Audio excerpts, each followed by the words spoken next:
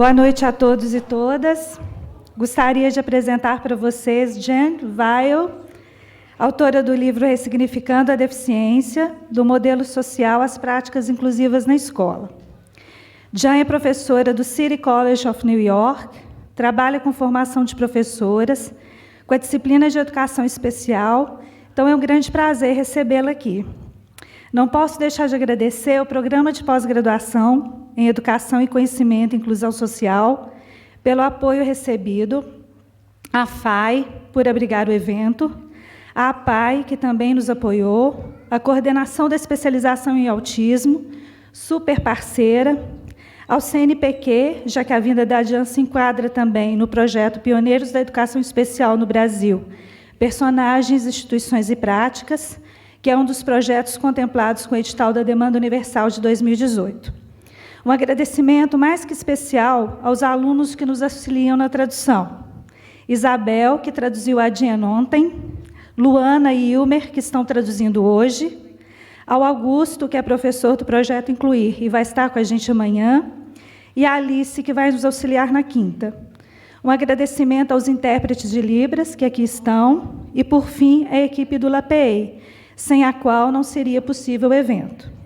Hoje, a apresentação da Jan, que ela vai fazer, se chama o Modelo Social da Deficiência. Ela vai fazer a apresentação em inglês, ela vai falar em inglês, e depois os alunos que estão aqui ajudando na tradução vão fazer uma tradução consecutiva, tá bom? Então, vão fazer um resumo da fala dela, um compilado, e vão traduzir para a gente, ok? No fim, a gente faz as questões, tá bom? Então, gostaria de chamar a Jen para vir para a mesa, né, para poder falar, tá bom?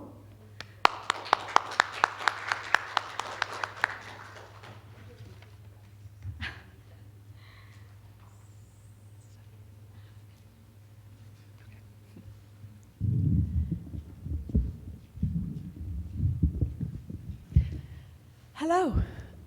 Oh, let's see. Hi. I think this will work better. Thank you for coming tonight. I'm very excited to speak with you about the topic I've been asked to share, which is the social model of disability. Obrigada por virem hoje à noite. Estou bem empolgada em compartilhar com vocês sobre o tópico que eles me pediram, que é modelo social de desabilidade. O negócio dela, ela destrincha deficiência e desabilidade. Fica para cá um pouquinho só por causa do... que vergonha. Vou ficar no meio. Vou ficar atrás.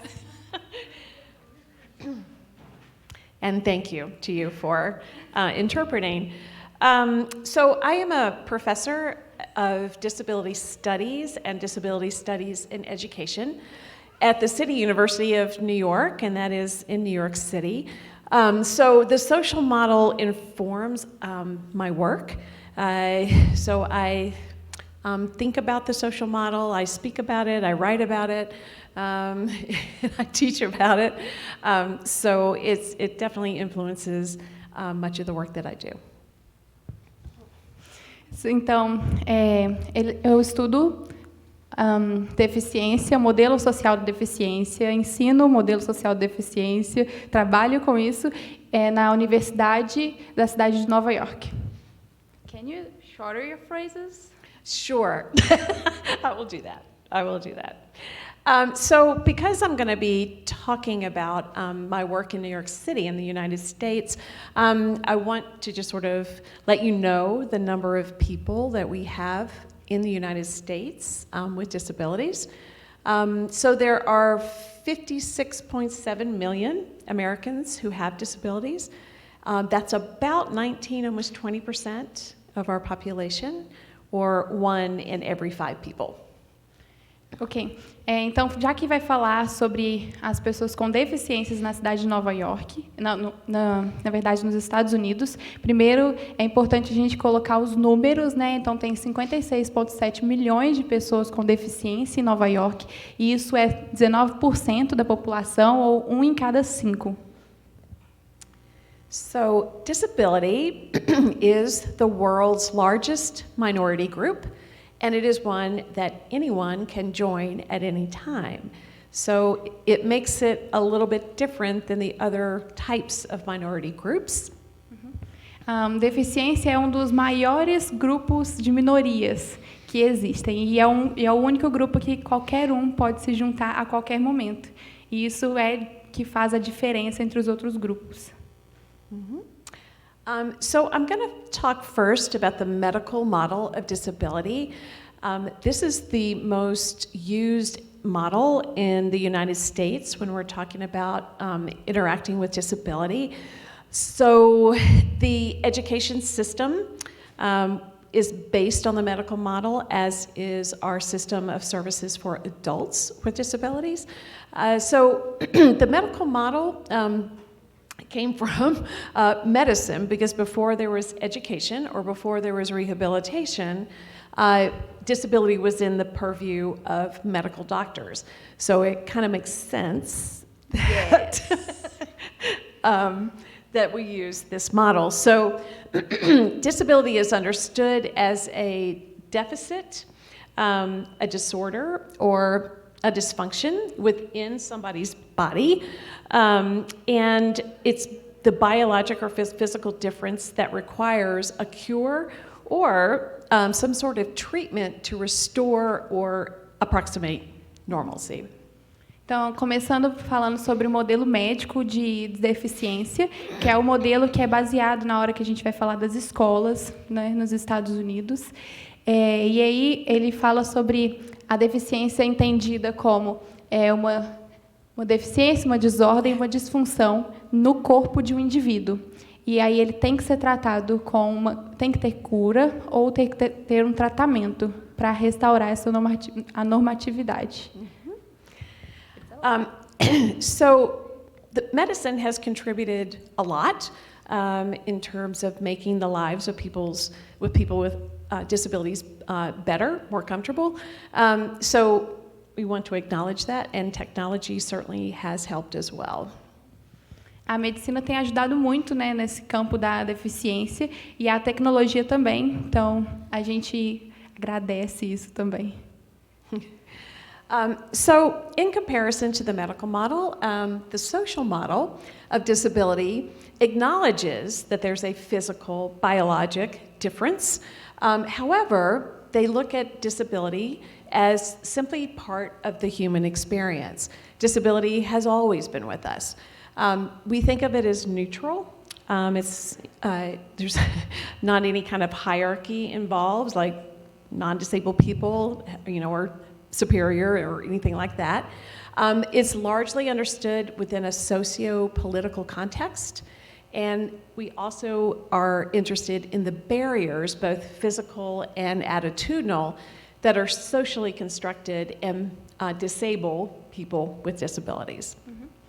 O modelo social de desabilidade, ele vai falar um pouco diferente, que ele coloca deficiência, como parte de uma experiência humana. E ele entende que tem uma diferença do corpo, né, biológica, mas ele não coloca isso no contexto sociopolítico, não coloca isso em uma hierarquia de superior ou inferior.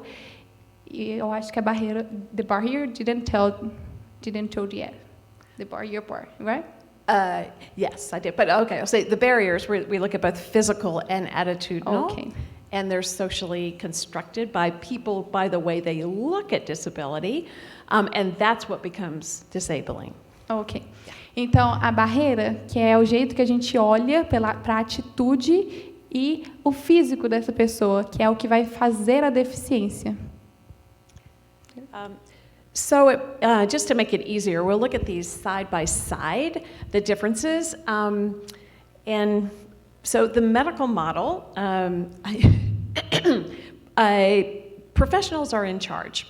They are considered to be the experts, and decisions are largely made by the professional, and the patients or clients are informed about those decisions. The individual is expected to accommodate society. In other words, society is how it is, and you have to figure out how you're going to fit in. And so they kind of think that what is wrong is something inside an individual person.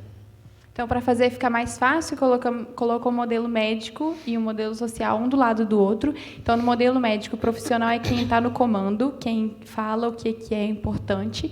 E aí o indivíduo tem que se acomodar às expectativas da realidade e o que está errado é o que está dentro do indivíduo. Yes. So on the other hand, the social model, this has to do with how we think about disability. The individual is in charge of themselves. They certainly get information and advice from people who are professionals in the field, but they participate in and make decisions about themselves. Expertise is considered to be an important part of what people with disabilities bring to the table. So that's very much acknowledged that they have that expertise. And in the social model, we would love it if society would accommodate all bodies and all ways of being. And so instead of something being amiss within an individual, we look at it as something is off in society that needs to be addressed. No modelo social, é mais sobre como a gente pensa a deficiência. Então, o indivíduo que está no comando daquilo ali, e aí ele percebe que o que está de errado é algo que está faltando na sociedade, e aí a sociedade precisa, na verdade, se acomodar, mudar para colocar aqueles corpos, aquelas pessoas. Elas não acham que não tem nada de errado com o corpo delas, né? E aí elas entendem, né, que tem alguma diferença biológica. Mas essa parte da expertise, né? Eles têm uma experiência de desabilidades, né? De deficiências que fazem eles conseguirem viver, assim, ter uma expertise para viver o dia a dia, basicamente, assim. So, in the social model, these are some words that are associated with that model. You see in big letters, diversity. It is seen as an aspect of human diversity rather than as a problem.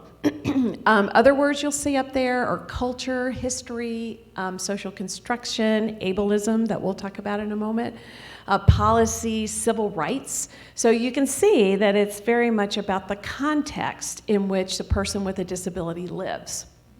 No modelo de desabilidade aparecem essas palavras aí que tem a ver com cultura, entendimento, construção social, política, diversidade. You told a lot of things. I'm sorry. Oh, I was just policy. Oh, you told just the words. Yeah. Civil rights. Então, direitos civis, pessoas, desabilidades, diversidade. Okay. So the field of disability studies, which is my field, sees disability as what they call natural human variation. Mm-hmm. And we ask, what is disability's relationship to normal? So a lot of what we study is what society constructs to be normal. Because, let's face it, you can't have normal has no meaning unless we say who's not normal. So if you consider yourself to be normal, you do so on the backs of people who are labeled as not normal. Does that make sense? Yeah. All right. Então, o campo de estudos de deficiência, que é um campo de variação humana natural. E aí ele pergunta o que é deficiente na relação do normal. Para ter alguma coisa deficiente em relação ao normal, precisa ter o normal e o que é errado em relação ao normal. Então, o que é o normal? Quem definiu esse normal? Essa é a discussão desse campo.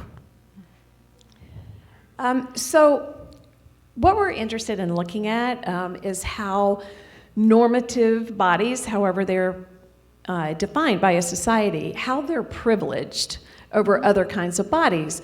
On the left side is a cover of a book called Freakery, written by Rosemary Garland Thompson, who has a disability, and she's a professor of disability studies. And she wrote about extraordinary bodies in the United States during the early 20th century when there were a lot of what we call freak shows. So, in other words, people would pay money to see them. Uhum. Então, do lado esquerdo tem um livro que chama Loucura, da Rosemary. Ela é uma deficiente professora e ela escreveu esse livro sobre os anos 20 e quando eles tinham esses shows de loucos, assim, chama freak shows, que eram os shows da loucura, assim, show de horrores, que interessante. Hã? Show de bizarrices. E aí eles pagavam para ir ver as pessoas deficientes lá. So on the other side, the idealized citizen in the United States has typically been European American, male, Protestant, able-bodied, professional, middle to upper class, English-speaking, heterosexual, attractive, intelligent, athletic. You want to go down that list and all? Okay. No modelo idealizado, assim, eles são europeus, americanos, masculinos, protestantes, com corpos habilidosos, profissionais, da classe média para a classe alta, e falantes de inglês, heterossexuais, atrativos, inteligentes e atléticos. So if you're on that list, your life is really good in the United States. Então, Yes, go ahead. se você está nessa lista, sua vida seria muito boa nos Estados Unidos. Yes, it is also a list that if we look at our presidents, with the exception of Barack Obama, who disrupts a European American because he has African background, they pretty much fit this list. I won't discuss President Trump, who doesn't have all of those things. But in general, our presidents pretty much fit the list. Então, se você olhar para os presidentes dos Estados Unidos, exceto Barack Obama, que não é de uma origem europeia americana, ele tem também uma origem africana, todos os outros eles se encaixam nessa lista. E ela não quer discutir o Trump e todas as coisas políticas atuais. So, there is something that we have termed in English called ableism. And it's a word that I teach my students every semester, and most of them are like, what's ableism? I don't know if there's a word in Brazilian that would be... Tem, Is there? capacitismo. Bom, agora ela vai começar a falar sobre capacitismo, que é um termo que ela usa muito com os alunos dela. E aí, primeiro, ela queria colocar o contexto sobre o que é o capacitismo. So, ableism is the privileging of non-disabled people and normalcy as defined by society, and it is also any discrimination or prejudice against people who have disabilities. Bom, o capacitismo, então, vai ser o privilégio das pessoas que não são deficientes, né, que atendem à normalidade, como ela é definida pela sociedade, e a discriminação ou preconceito contra as pessoas que apresentam algum tipo de deficiência. So a lot of my work is actually about non-disabled people. Rather than disabled people, when students first enter my classroom, I say to them, I know that you are expecting to have a course about people with disabilities, but what you're going to find out is this is actually a course about you. Bom, ela está falando que o trabalho dela tem mais a ver com pessoas que não são deficientes do que com pessoas deficientes de fato. Então, quando os alunos eles entram na sala dela, ela fala, olha, sei que vocês estavam esperando um curso sobre pessoas com deficiência, mas esse é um curso sobre vocês. So one of the things that I point out to them early on is that if you do not have a disability at the moment, because if we all live long enough, if we're lucky enough to live a long life, we're all going to have a disability. So if at this point, if you do not have to think about how you're going to arrange transportation to get somewhere, that's your privilege. If you know that you can come into any space and you'll be able to hear and see everything just fine, and you don't have to think about that, you've got privilege. If you can go to a restaurant or a bar and you don't have to think about where the bathroom is, or if you can get into the restaurant, if you just know that that's just fine, that doesn't cross your mind, then that's your able-bodied privilege. Bom, e aí esse questionamento se a pessoa tem o privilégio ou não, ela surge de algumas coisas bem simples. Então, se você sabe que você consegue entrar em um lugar e entender todo mundo sem precisar de nenhum intérprete, por exemplo, você tem esse privilégio. Se você vai em um bar com os amigos e não precisa se preocupar em onde está o banheiro, se você vai conseguir acessar ele ou não, você tem esse tipo de privilégio. Right, and so most of the students that I have, they're graduate students, master's level, and none of these things have ever occurred to them before they take the class. So if you in the United States, if you don't have someone in your family who has a disability, or someone you love that has a disability, or you don't have a disability yourself, it's very common that you have just no idea about disability. E, bom, nesse caso, se você não teve ninguém com deficiência na sua família, se você mesmo não tem uma deficiência, é muito provável que você nunca pensou sobre esse assunto, sobre esse privilégio, no caso. Yes, it is privilege. The privilege to be ignorant. Seu privilégio é ser ignorante. So, an example of how this society can be disabling, if you were called to a meeting and you get to the building where the meeting is and you see this and you happen to move through the world using a wheelchair, what is the message to you? Okay. Se você, por exemplo, é uma pessoa com cadeira de rodas, você chega em um lugar, em um prédio, e vê isso na sua frente, o que isso diz para você? Right. So likely you would think, wow, nobody was expecting me. Nobody was thinking about me. It doesn't matter if I'm there or not. Okay, então, qual que é a mensagem que fica? Ninguém estava esperando por mim, ninguém se importa comigo, então não faz diferença se eu vou estar lá ou não. So clearly, if there was a ramp, you would not be disabled. You would just go in the building. Se tivesse uma rampa, você não seria deficiente, você só iria para o prédio. So in contrast, this is a staircase that was designed by an architect using universal design, which means that when you start an architectural structural project, you think of everyone who could possibly need to use that structure or building, and you build it into your plan.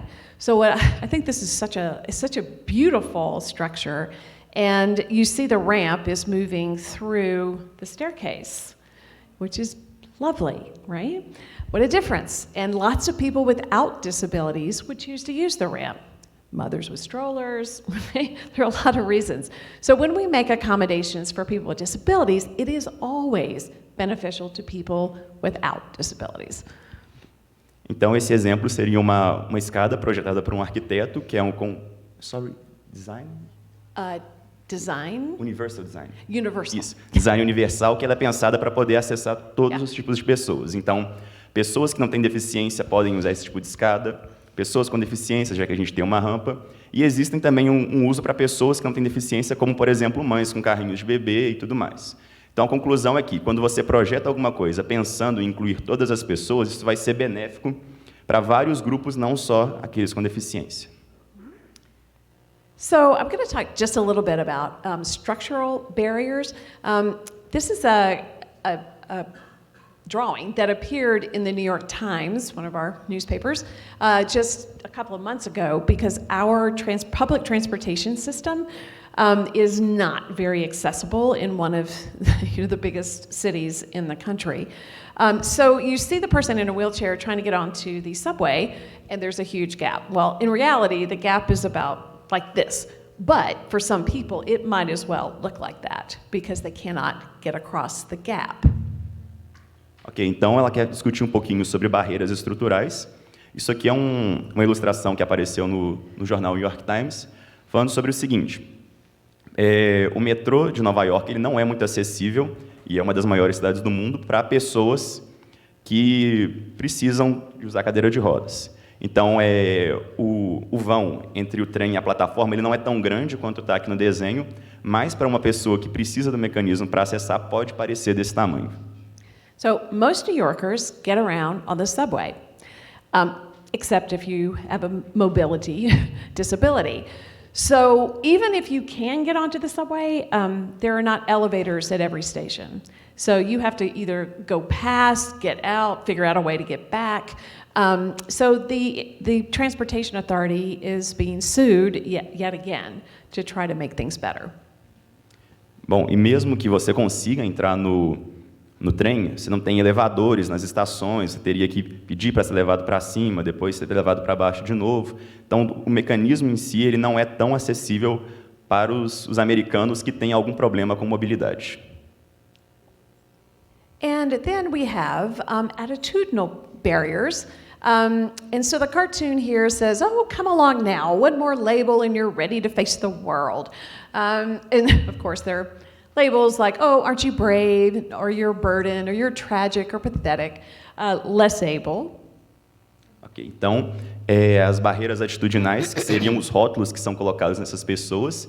Então, ela trouxe esse cartãozinho que fala, olha, mais um rótulo e você já está pronto para enfrentar o mundo, falando sobre como que as pessoas são definidas por rótulos. Então, trágico, patético, bravo, corajoso, e como que isso aí se relaciona com a deficiência. Então, tem alguns adjetivos aqui, como tragédia, pena, uma vida que não merece ser vivida, angélico, heróico, inspiracional. Então, são adjetivos que são colocados nas pessoas.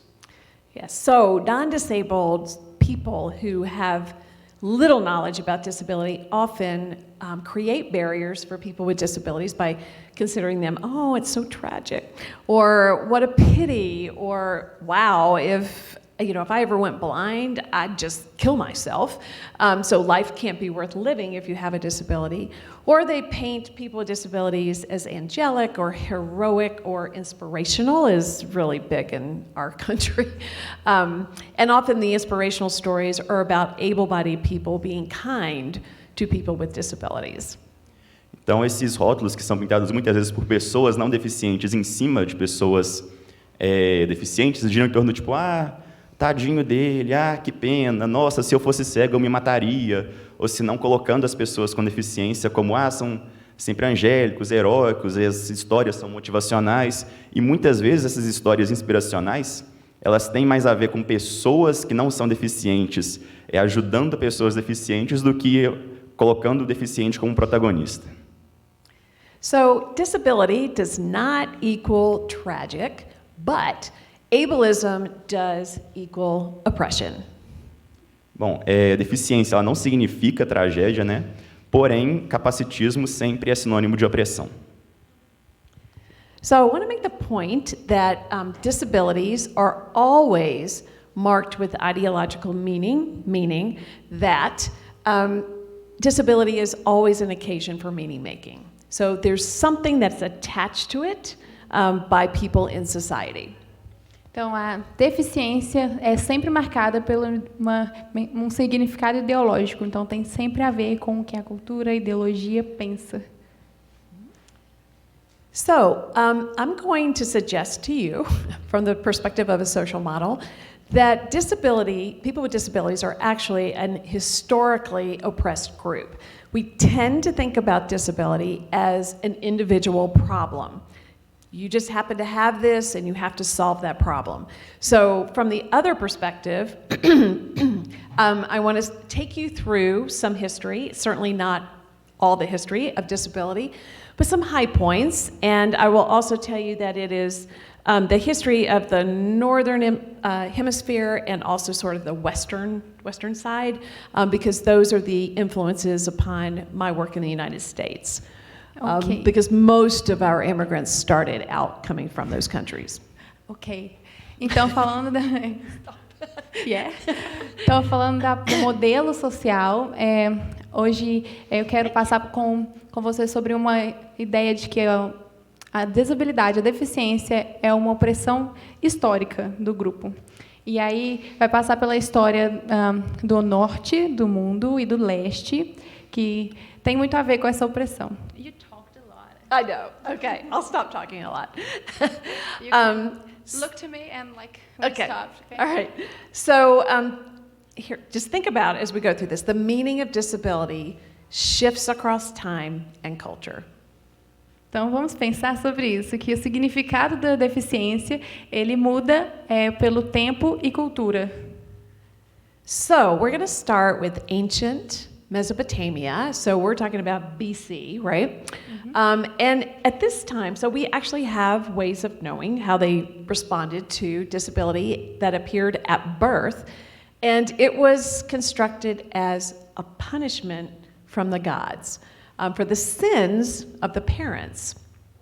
Ok, então a gente vai falar primeiro da Mesopotâmia, não sei falar essa palavra, antes de Cristo. Então, a gente está antes de Cristo. A deficiência era uma coisa do nascimento, dita como uma punição dos deuses.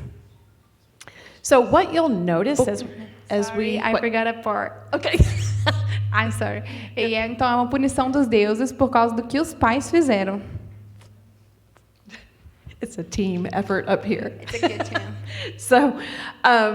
So what you'll notice as we go through history is you'll see some of the vestiges of these ideas appearing still in our world today. Okay, so if we move to ancient Greece, disability starts to become constructed as being inferior. It's an inferior way of embodiment. The image is a statue it's in the, how do you call this? It's a statue that's called Kouros. It's a series of these kinds of statues, and they celebrate the beauty of youth. So there was this kind of like thing about physical beauty in ancient Greece.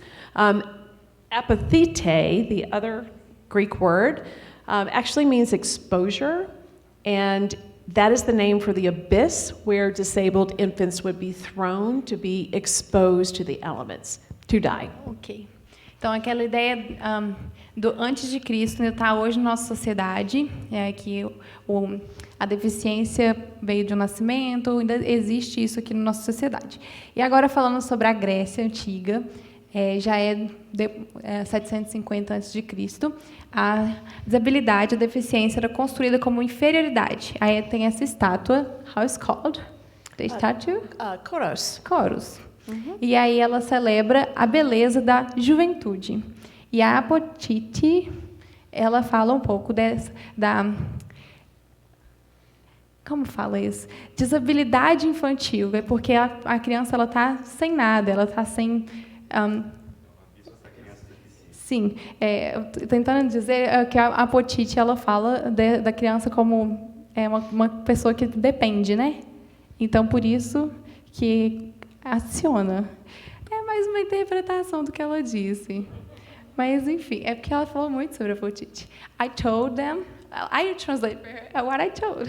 I told them that Apotite is about the little kid.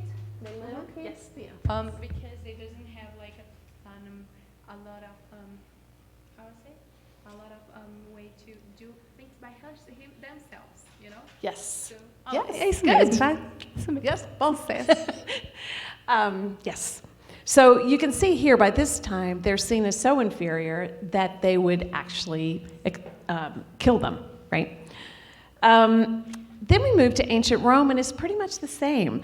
The Roman religion encouraged fathers. They had to do the killing of disabled infants who were constructed as kind of a pointless family burden. Like, why would you do that? So the Roman gods, much like the Greeks, favored health and fitness, and again, still, disability at birth was seen as a sign of displeasure of the gods toward the parents. Então, lá no grego, eles indicavam para matar essas pessoas, né? E aí, aqui não mudou. Na Roma antiga, é a mesma coisa. A religião romana encorajava os pais a matarem as crianças com desabilidade, com deficiência. E aí elas eram constituídas assim, sem necessidade de nada, né? Inútil. E aí eles faziam essa family burden, que é matar, a família matava essa criança. E aí os deuses romanos favoreciam a saúde e o fitness, a forma. E a desabilidade no nascimento era um sinal de desfavor dos deuses pelos pais, desprazer, assim. So moving to the Middle Ages in Europe, which is the 5th to 15th century, the meaning of disability shifts again, and this time it's constructed as public entertainment. The structure that's hanging there is called an idiot cage, and these could be found in villages all over Europe. So the person with a disability would be put in the cage, and people would come to look at them and stare at them and laugh at them, and it was considered quite common. There's a phrase in English, the village idiot, comes from this structure. Uau. E na Idade Média, né, do século V até o XV, a deficiência era construída como um entretenimento público. Então, eles colocavam as pessoas deficientes numa gaiola, assim, e aí as pessoas passavam por lá para rir, para caçoar, brincar, zoar mesmo com a pessoa que estava lá dentro. Tem uma expressão em inglês. How is the expression? Village idiot. For someone who's not smart. Um idiota da vila, assim, uma pessoa não inteligente. Era essa pessoa que estava dentro da gaiola. So it was not only commoners who found people with disabilities to be public entertainment, but also in the royal courts across Europe and also in Russia. The court jester, a lot of people are not aware that the court jesters typically had disabilities. They either had epilepsy or cerebral palsy, or some other kind of motor disorder. So that's why they had bells on them, because the bells would ring when they would jerk. O mesmo acontecia com os bobos da corte. Eles eram pessoas com ou epilepsia ou alguma desordem motora, e aí por isso eles tinham cintos, né, que ajudavam eles. Sinos. Foi mal, sinos. Que aí, quando eles faziam as desabilidades, os sinos batiam. Eu imaginei um cinto com sinos, mas tá bom. E aí, do mesmo jeito, então, os bobos da corte, tanto na Rússia quanto na Europa, eram pessoas deficientes. So here are some paintings from the Spanish court. The courts loved, at this time, to have what they called royal dwarves. They kept them kind of like household pets, and they would give them as gifts to other courts. Well, go ahead with that part. Aqui tem uma imagem da corte, de algumas fotos da corte espanhola, e ela fala sobre esses que eram os anões reais, que eram uma forma de entretenimento das classes mais elevadas e que eles, inclusive, usavam como presente e tudo mais entre uma corte e outra. So they often, the dwarves were very smart and they were witty and they knew a lot about what was going on in the court. And they would often hold, it was almost like what we would call a roast. I don't know. Anyway, a performance where a royal dwarf would make fun of the people in the court, and they thought it was hilarious. And the reason they thought it was hilarious is because this person could say it because they weren't really considered to be a real person. If someone else had said it, that would not be so funny. Então, os anões reais, eles eram muito espertos à sua própria maneira, inclusive, alguns eram, o termo é roast, seriam algo como zombadores, porque eles poderiam falar coisas horríveis sobre os membros mais altos da corte, ninguém ia se importar, porque eles não eram considerados pessoas. Então, se alguém, por exemplo, ofendesse o rei, a pessoa estaria em problemas. Agora, se o anão ofendesse o rei, não teria problema, porque o anão não era uma pessoa. And sometimes they even were close advisors to the king or queen because they were not seen as any kind of competition. So they had a lot of power, so to speak, but they weren't seen as fully human. Eles também poderiam atuar como conselheiros do rei, porque eles não entrariam em nenhuma competição, porém eles eram vistos como bobos à sua maneira. So, wow, we keep going. With different meanings attached to disability that doesn't have to do with the disability itself, but how society is looking at it. Bom, então a gente vai continuar, não vamos falar tanto sobre a deficiência em si, mas como ela é vista pela sociedade.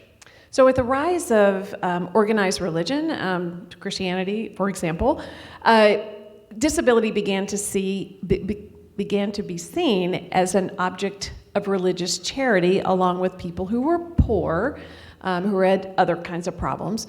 So that's kind of an improvement, but of course, people then became dependent upon others being kind to them. So the photograph is from the movie The Hunchback of Notre Dame, which was written by Victor Hugo, and it's set in the 15th century about this time. If you're familiar with the book or the film, there is a lot about disability at that time in it. Okay.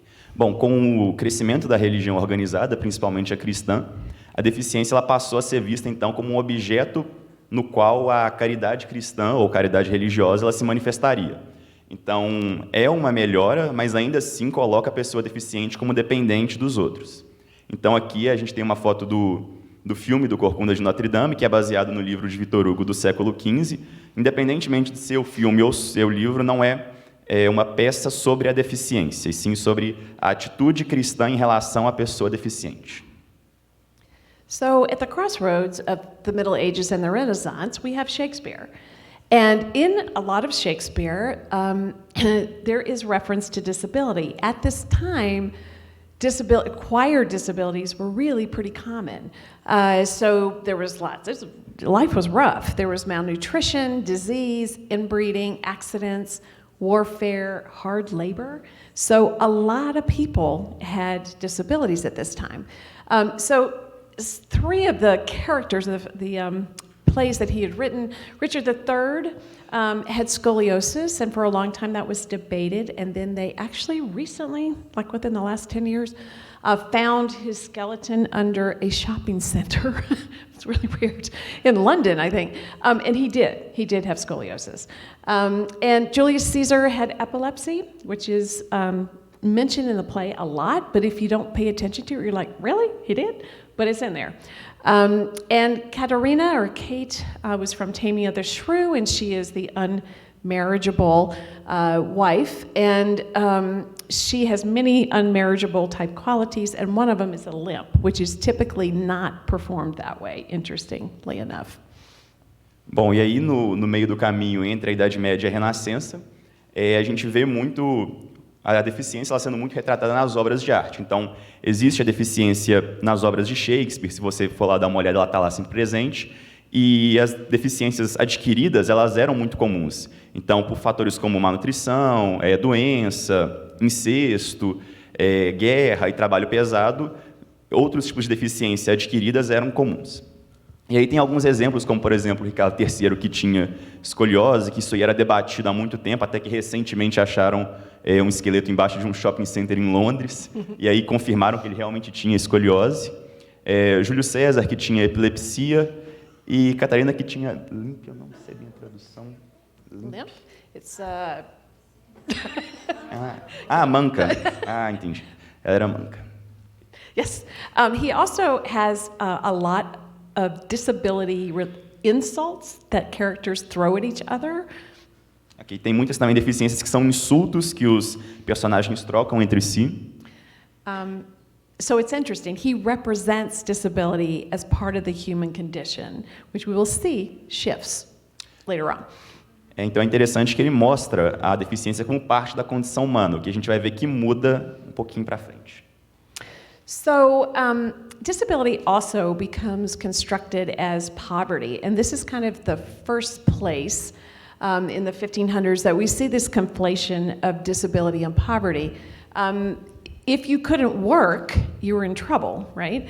So these people would band together and they would roam around Europe begging and trying to get work as they could.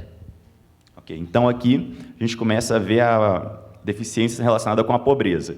Então, se você conseguisse trabalhar, você não seria tão pobre. Então, o que acontecia? As pessoas deficientes, elas iam se ajuntando e vagando pela Europa, praticando mendicância mesmo. And then we'll go to the United States for a while. This was during our colonial era under Great Britain. There was something called the Salem witch trials, where there was just this hysteria about women in the community being seen as witches. And they were hanged, they were drowned.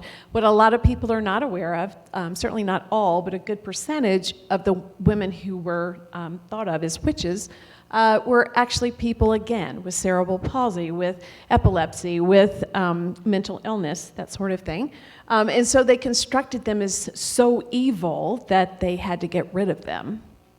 Ok, então a gente movendo para a época colonial, especialmente para os Estados Unidos, ainda quando era uma colônia britânica, a gente tem o episódio do julgamento das bruxas de Salem, que o que poucas pessoas sabem é que muitas das mulheres que foram queimadas, que foram julgadas como bruxas, tinham deficiência, algum tipo de deficiência como epilepsia ou deficiências mentais, e aí é quando a deficiência ela começa a ser colocada como algo mal. Então é uma representação do mal no mundo. And in present times, in films, by the way, people, when there's a menacing character, a bad character, pay attention to how many times they actually have a disability. Blind, or they have a missing arm, as if having a disability predisposes you to being evil. Bom, e aí quando a gente olha, por exemplo, para a mídia atualmente, pensando na representação de personagens maus, que são vilãos, repare bem quantos deles apresentam algum tipo de deficiência. Tem um olho faltando, tem algum membro faltando, sobre como que essa representação do mal está associada também com a deficiência. So, we're going to make a little bit of a turn here with the rise of modern medicine. Medicine had been around since the ancient Greeks, but this is the era of modern medicine, and this is the first time that disability is thought of as a social category, as a particular group of people. And those people were in need of a cure. So there were, well, doctors did a lot of things to a lot of people in that era, but this is a procedure called trepanning, which is actually drilling into your brain, and they were thinking they could release evil spirits, that sort of thing, if you had mental illness and other kinds of problems, such as epilepsy. Bom, então, com o surgimento da medicina moderna, né, já mais descolada do que seria a medicina que vinha desde a Grécia Antiga, a gente tem a deficiência colocada como uma categoria social. Então, pela primeira vez, a deficiência era vista como algo que deveria ser curado, que deveria ser retirado do indivíduo. Então, aqui, esse exemplo era como eles, por exemplo, tratavam distúrbios mentais, que ia furando a cabeça da pessoa para deixar os espíritos malignos irem embora da cabeça. So another interesting piece of this happened within the Industrial Revolution, which was about the mid-1800s. What came out of the Industrial Revolution was the field of statistics, because they needed some way to analyze the data about industrial production and also public health. So guess what? That is the moment that normal was born. There was no word for normal in the English language until the mid-1840s. Ok, então, com a Revolução Industrial, no início, na metade do século XIX, a gente tem também o início da estatística. Então, aqui é onde a gente tem o início da palavra normal. A palavra normal ela não existia na língua inglesa até 1840, que o propósito era conseguir juntar dados sobre saúde, sobre as pessoas, e aí ter uma noção do que seria o indivíduo médio, o indivíduo normal. So there was a French statistician named Adolphe Quetelet who applied statistics. He got the idea to apply them to physical attributes so that he could come up with the ideal man. Notice nothing about women, but the ideal man. Bom, então o Adolphe Quetelet, que era um estatístico francês, ele teve a ideia de juntar a estatística, aplicar ela ao corpo humano. Então, aos atributos humanos para chegar no que seria o homem ideal. Não é uma mulher. And so from there, people, continued along these lines. Sir Francis Galton was actually a cousin of Charles Darwin, and he was also a scientist, an explorer, and a statistician. So he got the idea of ranking human traits. So now we see where this is coming from. And he believed that intelligence is an inheritable trait distributed unequally according to class and race. So this is the beginning of another construction of how to understand disability. You see over there the normal curve of distributions. So now we have a tool with which we can place people in relationship to one another. And you're either inferior, average, or superior. Bom, então a gente tem com Galton, que era primo do Charles Darwin, que também era cientista, explorador e um estatístico. Ele vem com a ideia de organizar os atributos humanos em classes. Então, para ele, a inteligência era uma categoria, ou uma classe, que era herdada dos pais e era distribuída de forma desigual, de acordo com a raça e a classe da pessoa. Então, a gente tem uma curva de distribuição normal aqui, onde a gente enquadra as pessoas entre inferior, média e superior. So now we're getting to the early part of the 20th century, and in 1905, there was a man named Alfred Binet, who was a French psychologist, and he was approached by the French Ministry of Education. And they asked him to come up with a way to assess children who were having difficulty in the curriculum and to use that assessment to create a curriculum that worked for them. So he did that, and when he did it, he had enough sense to know to say, please do not use this test in a way that you say, this is somebody's intelligence. That's not what the test is for. It's for planning what they need. And of course, the Americans quickly snatched his idea and turned it into what we know as the intelligence test today. Bom, então a gente tem o Alfred Binet, que era um psicólogo ou psicologista francês, e ele foi apontado pelo ministro da Educação para fazer um teste para as crianças que estavam tendo dificuldades no aprendizado. Então, a proposta dele era fazer um teste que não hierarquizasse a inteligência, mas colocasse quais as necessidades de aprendizado para cada categoria. E aí os americanos eles foram lá rapidinho e pegaram esse teste e transformaram em um indicador de inteligência que a gente conhece hoje como teste de QI. So, once it got to the United States, we were having an influx of immigration at the beginning of the 20th century. So they thought, great, now we have a way to find out who might be feeble-minded, which is the word that was used at that time. It's no longer used. But they were looking for people who were cognitively disabled. If you had any kind of disease, they would assess you by a doctor, put you on the boat, send you back. Even if you had pink eye, they wouldn't take you.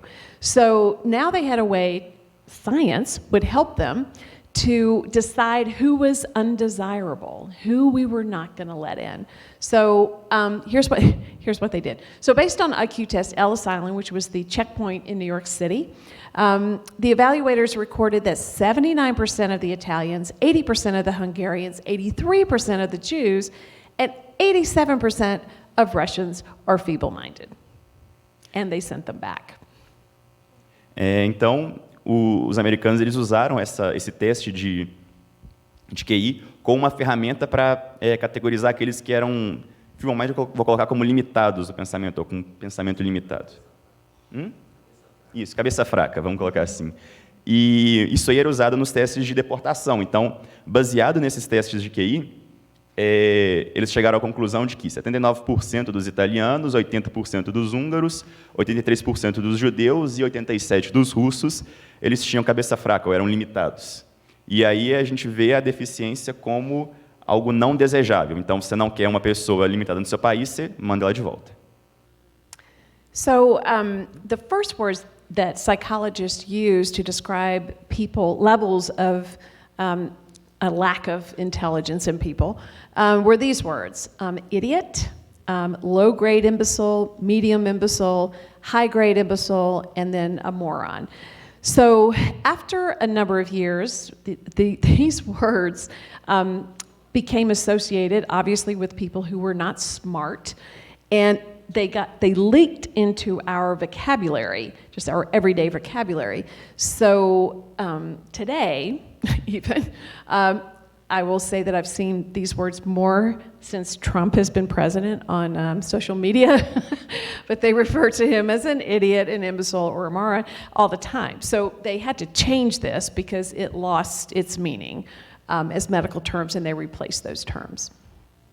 Bom, e aí cria-se um vocabulário, né, para categorizar essas pessoas que eram os feeble-minded.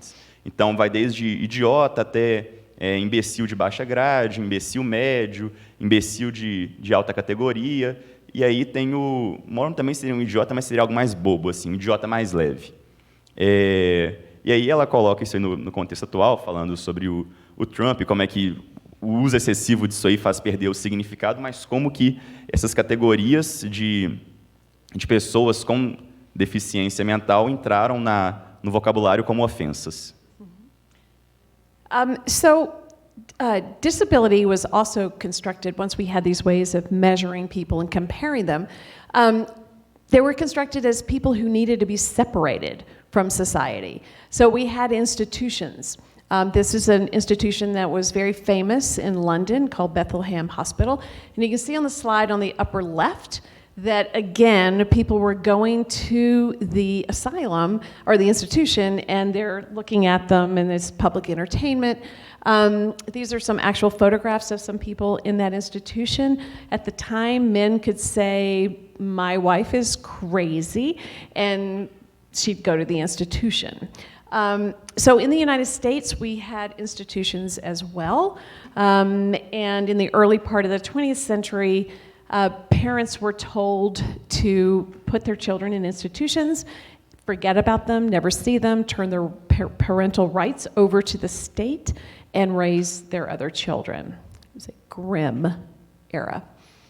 Ok, então agora a gente vai ter a deficiência sendo construída como algo que vai segregar as pessoas da sociedade. Então a gente tem um hospital, que é o Hospital Bethlehem, em Londres, que a gente tem um certo retrocesso, porque, como aquele cartoon ali ele ilustra, as pessoas lá dentro também eram vistas como um show de horror, um show de bizarrices, para quem estava do lado de fora, do mesmo jeito que era na Idade Média. E aí, aqui ao lado direito, a gente tem algumas fotografias das pessoas que eram hospitalizadas ali, e as regras para entrar nesse tipo de instituição eram muito mais, vamos dizer assim, soltas. Então, um marido poderia dizer, minha esposa é doida, e ela ia para esse tipo de instituição.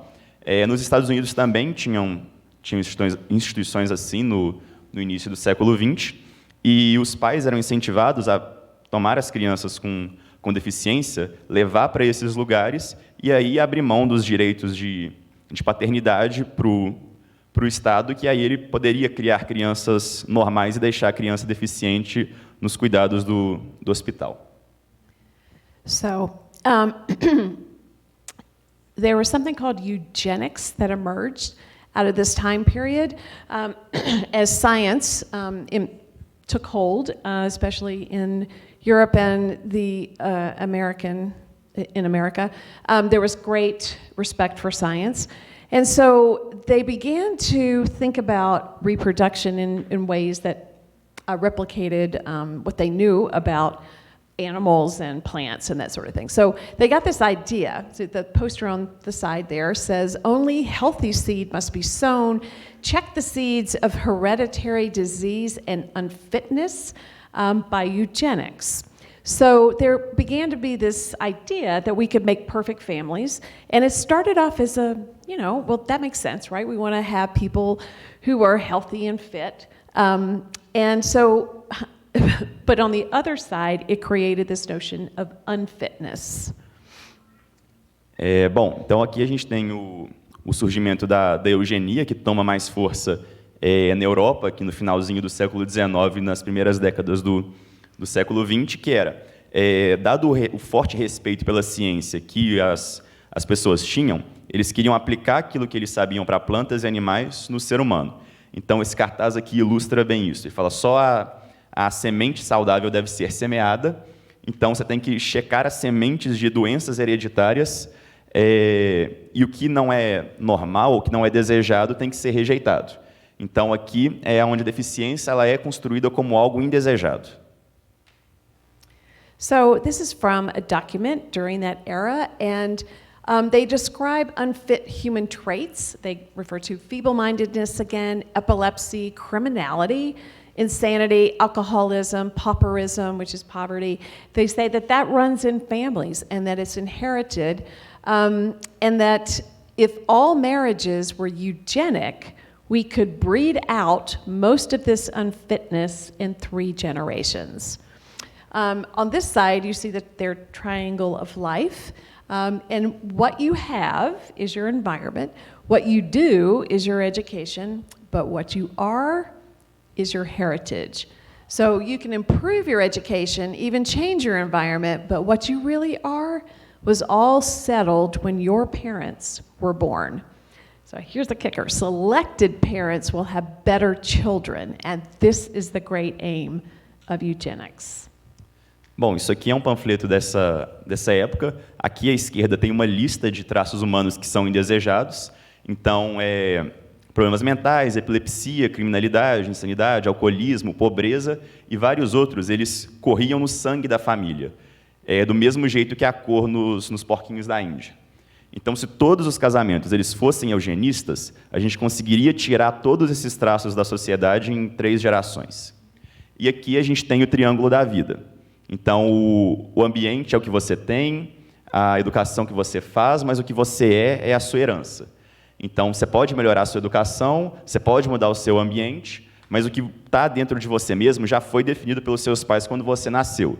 Então, selecionar os pais das crianças através da eugenia vai levar essa geração a um patamar superior.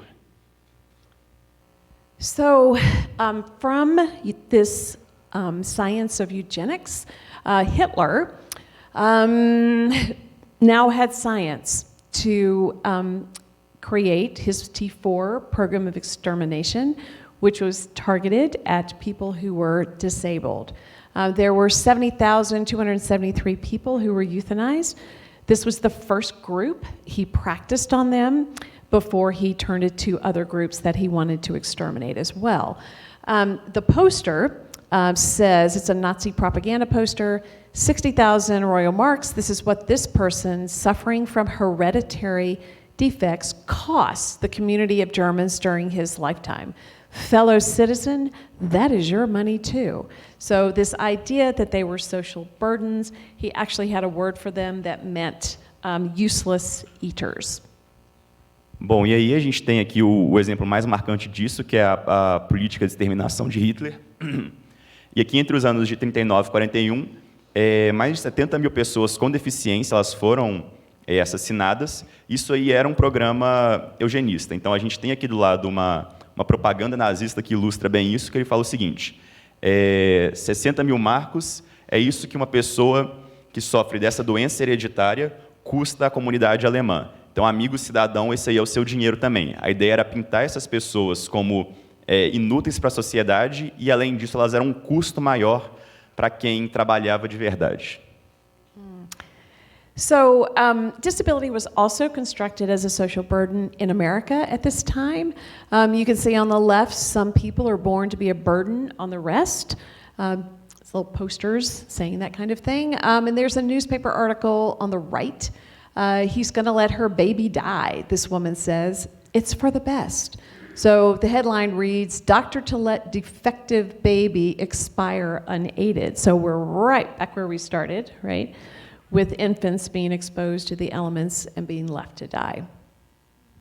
Bom, e aí a deficiência como um fardo social também era presente nos Estados Unidos. A gente tem aqui um pôster falando algumas pessoas nasceram para ser um fardo nas costas dos outros. E aqui algumas reportagens falando. Essa aqui mais à direita, de um médico que deixou a criança que nasceu com alguma malformação morrer. E no meio, o marido que decidiu deixar a criança morrer, e aí a mulher diz, não, isso aí é o melhor para ela mesmo, melhor morrer do que nascer deficiente. So this rather predictably led to understanding disability as a condition to eradicate through forced sterilization. And that happened in the US between 1906 and 1974. So shocking, actually. Unless we think it was only this kind of language that Hitler was using, you see on the left, the headline talks about a step toward a super race. That's an article from the United States. On the right is a page from a manual about sterilization, and it says mental defectives who are sterilized may marry and lead satisfactory lives, and often they may become reasonably self-supporting if they are spared the responsibility of parenthood. And then selective sterilization also protects children, for no child should be born to subnormal parents, denied a fair, healthy start in life, or doomed from birth to a mental institution. Bom, e aqui a gente continua com a deficiência sendo construída como uma condição que precisa ser erradicada e de forma forçada da sociedade. E aí tem a política de esterilização forçada dos Estados Unidos, que durou de 1906 até 1974. com aqui mais à esquerda uma manchete falando onde um profissional da saúde ele comemora a aprovação da lei de esterilização forçada, e aqui uma coisa mais de propaganda mesmo, um panfleto, falando sobre como que as pessoas deficientes que foram esterilizadas, elas podem se tornar membros mais ativos da sociedade, porque não vão ter o fardo de terem que ser pais, e como que isso também é bom para as crianças, porque uma criança que tem pais deficientes vai estar sempre condenada desde o nascimento a uma instituição de saúde, uma instituição mental. So, and here we go again. So in the early part of the 20th century, disability is again constructed as exploitation, and that was the era of the freak shows for us. We had human oddities on display, and people once again would pay money to go and see people with disabilities. The most famous one was on Coney Island, which is in New York City. Bom, e aqui a gente volta com aquele conceito da deficiência sendo construída como algo para exploração, para o entretenimento. Então, os freak shows, os shows de aberrações, shows de horror, que eram muito comuns nos Estados Unidos, do início até a metade do século XX, os mais famosos em Coney Island, Nova York, retratavam, na maior parte das vezes, pessoas com deficiências que eram vistas como grotesco, uma coisa para entreter as pessoas mesmo pelo absurdo. And then we go right back to charity with the advent of television. There was something that came out of television called telethons, where you could collect money by having performances. There was always a poster child. This is the poster child. Notice she's white, she has blonde hair, she's pretty, and she would be on stage and televised, so that people would give money to this really beautiful little girl. Bom, e aí a gente volta com o conceito de deficiência como algo para ser alvo de caridade. É engraçado que ela falou que tinha uns teletons, mas aqui no Brasil a gente tem o Teleton, que ainda se chama Teleton, que eram programas televisivos onde serviam para juntar dinheiro para crianças deficientes, e aí eles pegavam uma criança branquinha, loirinha, para servir como pôster, e aí mostrava na televisão e as pessoas doavam dinheiro para a instituição. So they often had famous people on telethons, which is why people would watch. That happens to be Walt Disney. So apparently he was on a telethon. Yeah. Normalmente se tinham pessoas famosas nos teletons, então, por exemplo, o Walt Disney ele ia também nos teletons para dar mais visibilidade ao programa. Igualzinho aqui. So in the early 1970s, there was, we talked about already, we had institutions. So we thought that if you had a moderate to severe disability, you needed to be so segregated from everyone to live your life in isolation with other people with disabilities. So there was a reporter named Geraldo Rivera who went into Willowbrook State School, they said, haha. It was an institution, and it was in New York, again, and he did this huge expose, and it ran on television for an entire week, exposing the terrible, terrible, inhumane conditions in that institution. Bom, então a gente tem uma exposição feita por Geraldo Rivera, em 1972, para mostrar esse lado de segregação social da política de internação das pessoas com deficiência, que era a exposição da Willowbrook State School.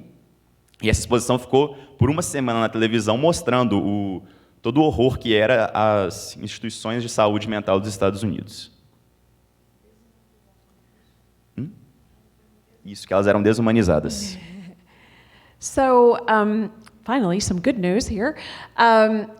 The civil rights movement in the United States happened in the mid-1960s, and there were a number of minority groups that also began to demand their rights. And one of those groups happened to be people with disabilities. So you can see they're using Martin Luther King Jr.'s slogan, "Injustice anywhere is a threat to justice everywhere." And they demanded their civil rights as equal citizens in the United States. In 1973, they passed the Vocational Rehabilitation Act, which was the first time they had ever had any legislation. And that was for adults, and it was for employment and training. And that's when we suddenly had to put in handicapped bathrooms and ramps, those kinds of things, curb cuts, parking spaces came from that law.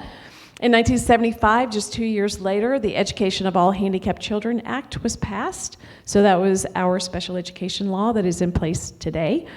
And in 1990, we passed the Americans with Disabilities Act, which is just further strengthened the Vocational Rehabilitation Act of 73.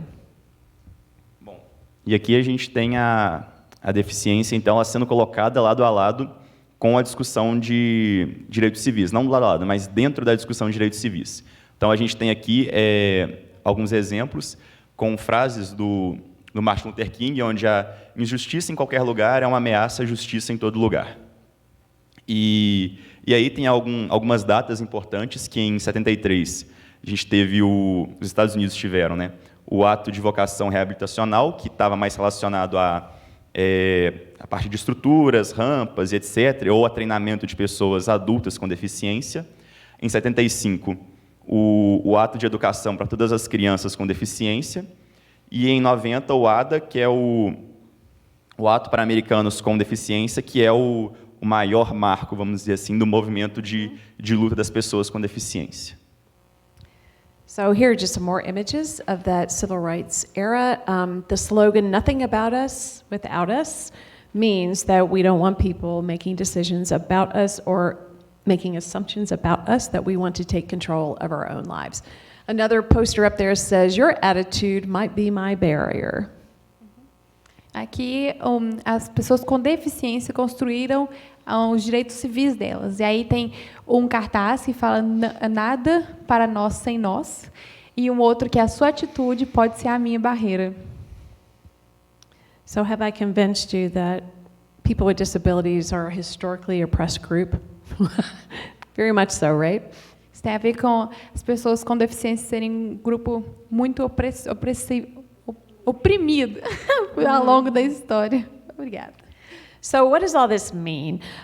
The social model of disability recognizes, first of all, that historical and ongoing oppression of people with disabilities as a social group is a very important way to think about disability, and that, as we talked about, the vestiges of historical meanings and responses to disability persist even today, and that, here's the thing, obviously, constructions of disability have resulted in significant material consequences for people with disabilities, from not having access to being exterminated. Então, o modelo social da deficiência reconhece que, historicamente, até hoje, né, acontece opressão das pessoas com deficiência como um grupo social, e que existem vestígios históricos significativos e responsáveis por essa persistência da deficiência. E aí, obviamente, que as construções de desabilidade, de deficiência, resultaram num material significante de consequências. Okay, so there was a new discipline that emerged in 1999, which was, I just happened to be the first year I started my doctoral program, and it emerged out of disability studies, which was a theoretical kind of way of looking at disability. Disability studies in education wanted to apply that theory to schools. So it's concerned with rethinking disability in schools to promote inclusion, equity, competence, and equal access, and it is a critique of the way we do special education in America. Então, em 99, tiveram alguns estudos sobre a deficiência na educação, e aí veio uma forma de criticar o jeito que estava olhando, né, o jeito que estava fazendo essa educação para as pessoas deficientes. E aí esse estudos da deficiência na educação é sobre a gente repensar a deficiência nas escolas e promover inclusão, equidade, competência e acesso igual. So, in addition to theory, we look at research, practice, and policy for education. Além disso, a gente coloca também, além da teoria, né, a pesquisa, a prática e a política. So just to remind you, the special education in the United States is based on that medical model that we started this conversation about.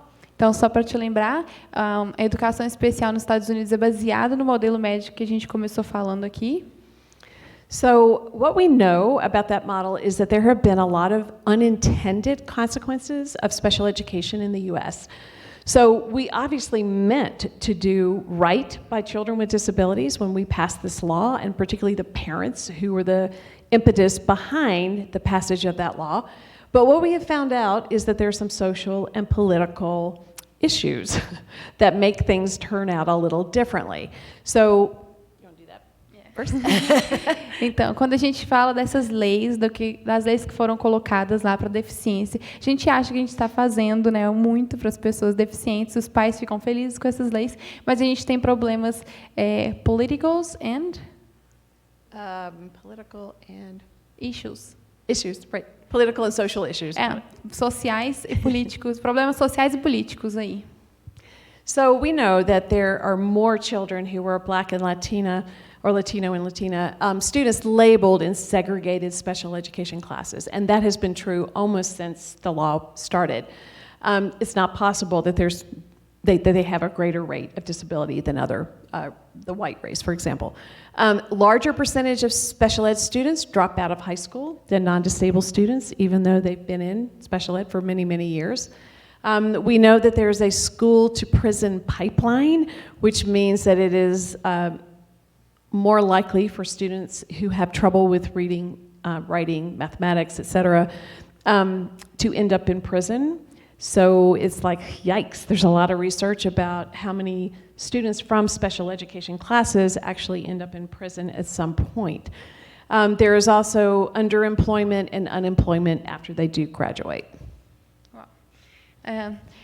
Então, assim, nas pesquisas, no que foi visto, né, as pessoas com deficiências, elas não chegam no final da graduação, na escola, não chegam na graduação.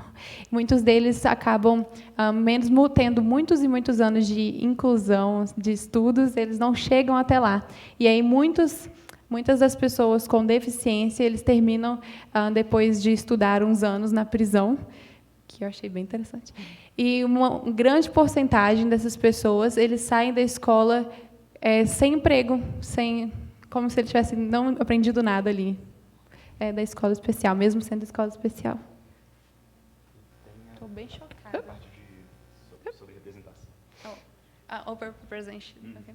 E aí tem uma representação muito maior, né, das pessoas, dos estudantes negros e latinos na segregação de classes ali. É mesmo. Não é. A sobre-representação de estudantes negros e latinos nas classes especiais tem a ver com os testes que eles fazem para colocar a criança lá. Então, eles dão um teste de QI para a criança. Se ela tiver uma nota muito baixa, eles colocam ela como deficiente. Então, por conta de muitos fatores, como, por exemplo, falta de apoio escolar em casa, estrutura social e tal, muitos alunos que não são deficientes, só por serem pobres, são colocados como deficientes. Então, esse é um dos principais problemas da política médica de inclusão nos Estados Unidos.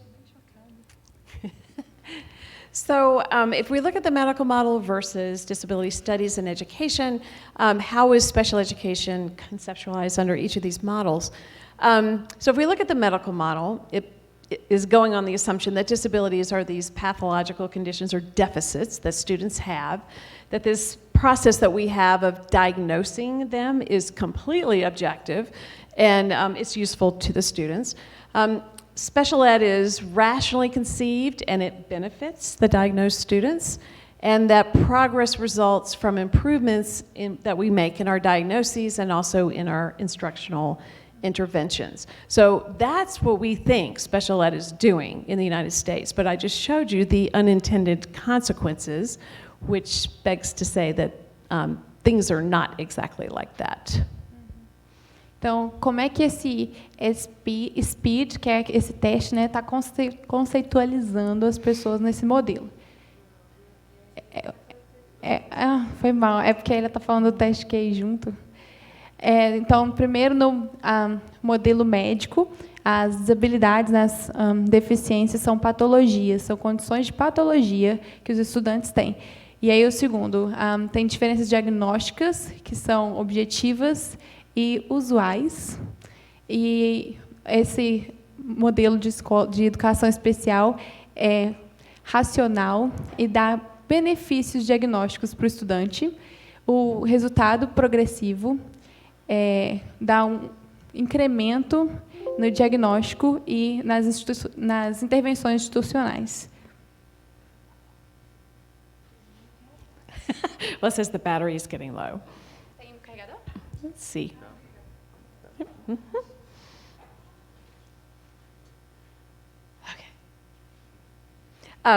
Okay, so then under DSE assumptions, again, we want to contextualize disability within political and social spheres, privilege the interests, agendas, and voices of students with disabilities, rather than labeling them, which we know has very negative effects on them, actively promoting social justice, equitable, inclusive education, and access.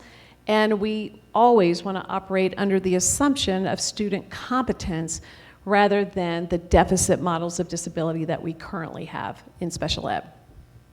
Ok, então quais são os pressupostos do modelo que ela está trazendo para a gente? Primeiro, ele vai contextualizar a deficiência nas esferas sociais e políticas. Depois, ele vai privilegiar os interesses, objetivos e as vozes dos estudantes que foram colocados como deficientes, ao invés de só rotular eles, que isso tem um efeito muito negativo.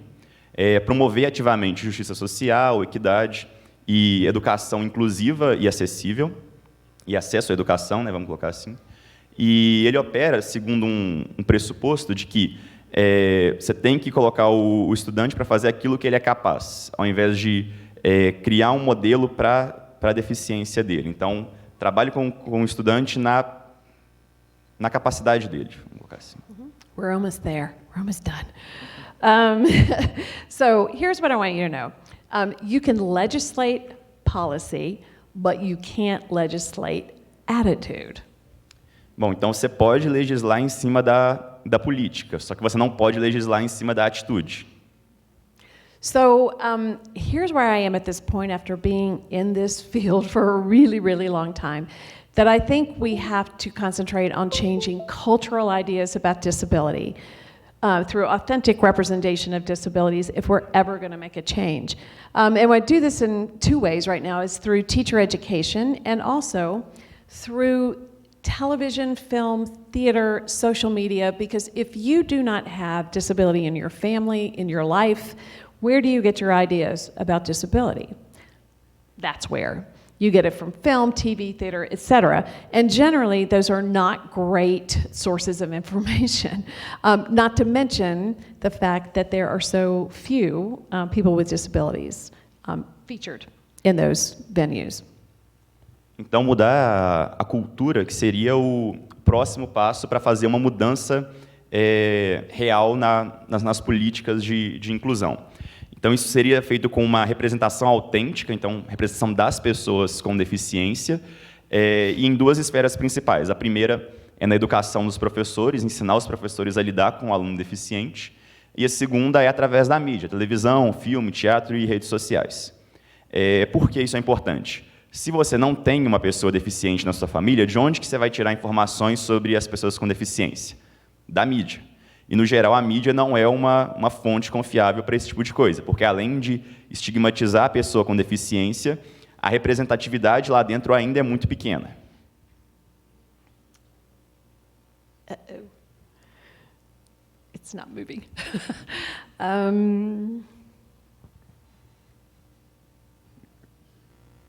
Thank you.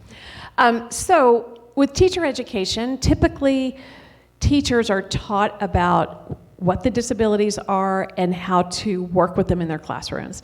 So I feel very strongly that I have to, because I teach all kinds of teachers about disability before they get their teacher certification, that we have to start with them understanding themselves and their attitudes and understandings of disability before we ever get to who they are and what they should be doing with them.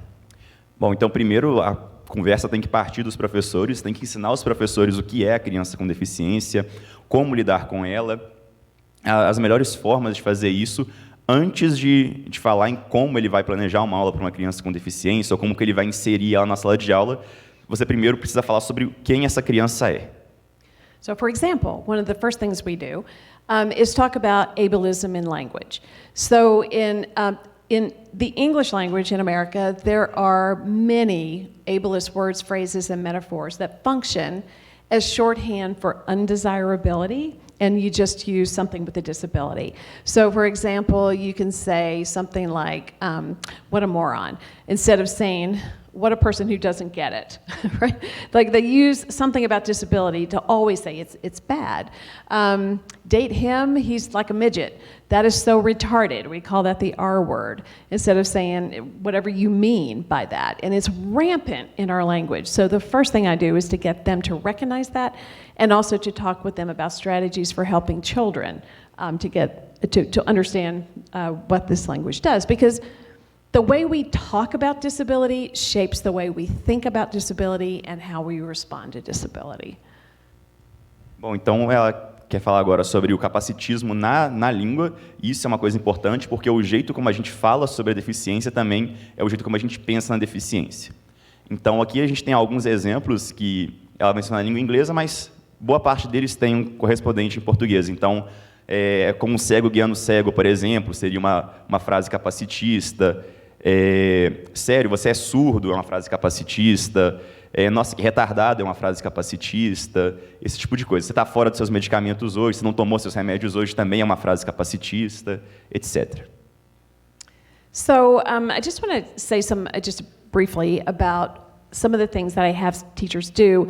One of the programs that I teach in is the educational theater program. So my students are artists, they're actors and playwrights, and directors who are coming to education, and they want to get certified to teach in schools.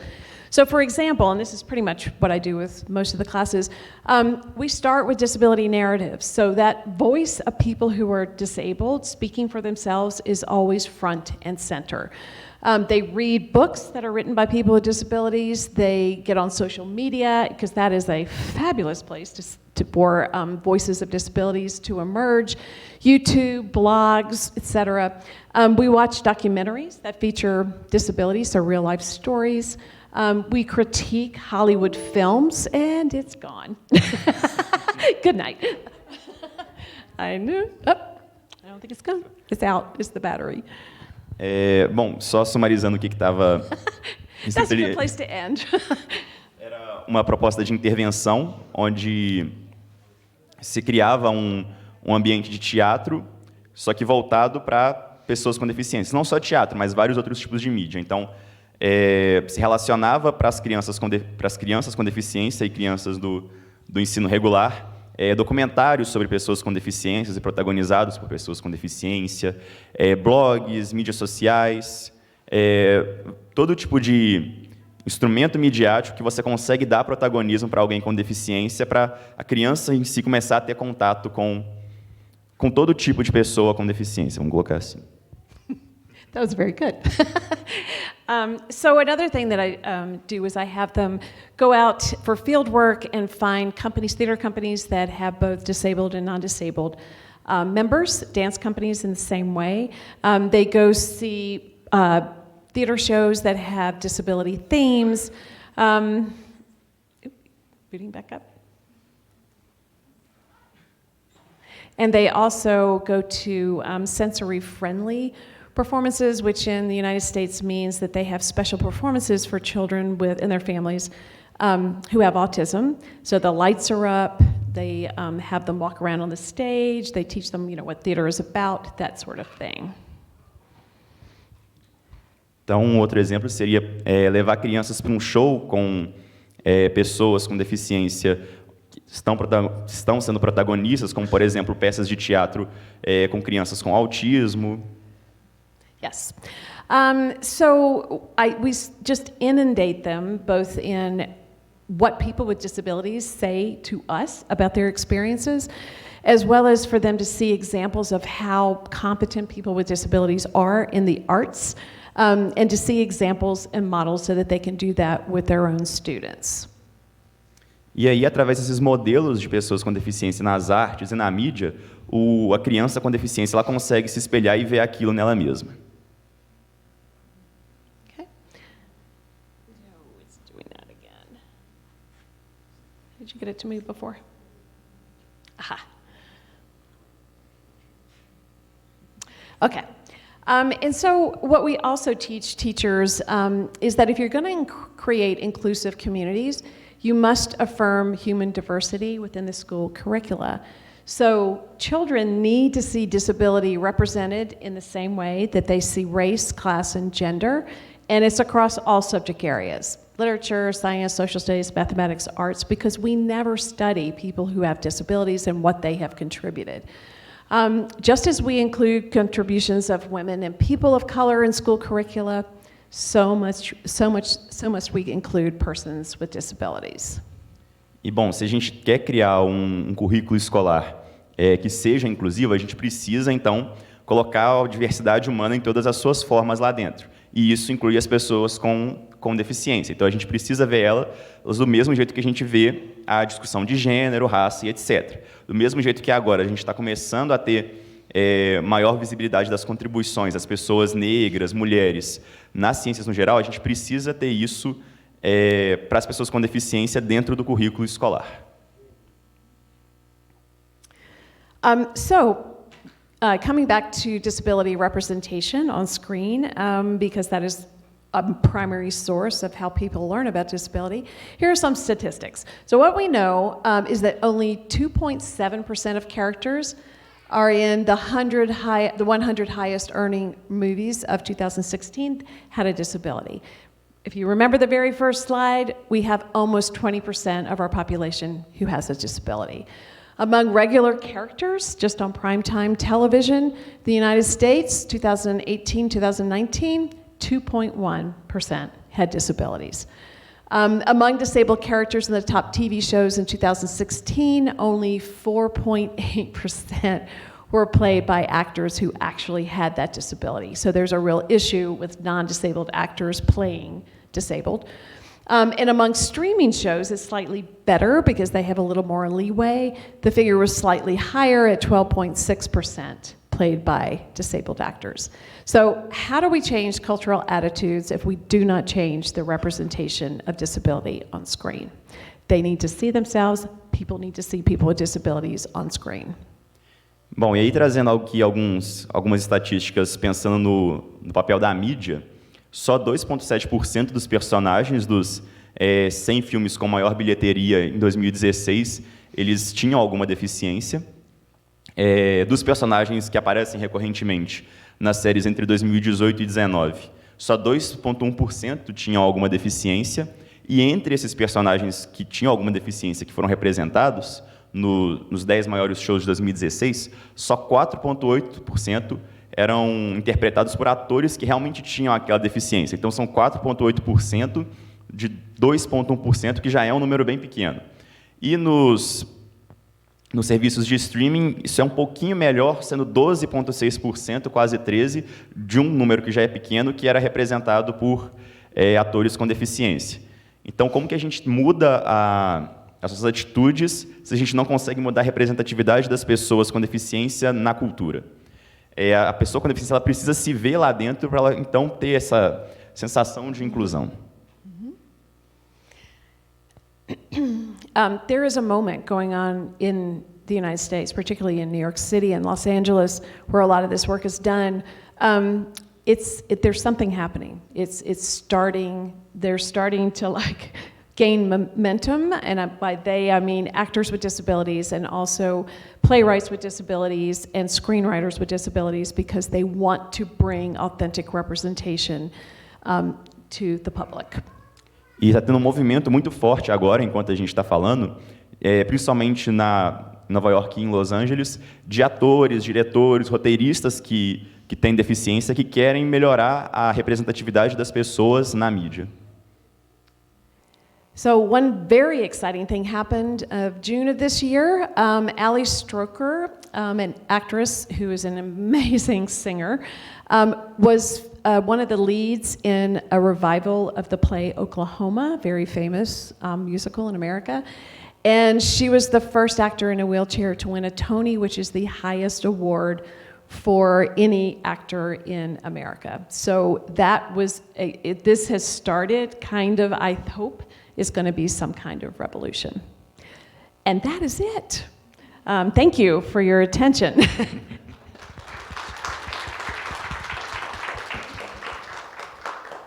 Só traduzir a última parte aqui, é um marco importante que ela queria trazer para a gente, que foi a Alice Stroker, que foi o primeiro ator, a primeira atriz numa cadeira de rodas a receber um Tony pela participação dela no musical Oklahoma, e o Tony é o maior prêmio que um ator de teatro, né, que pode receber nos Estados Unidos. E é isso.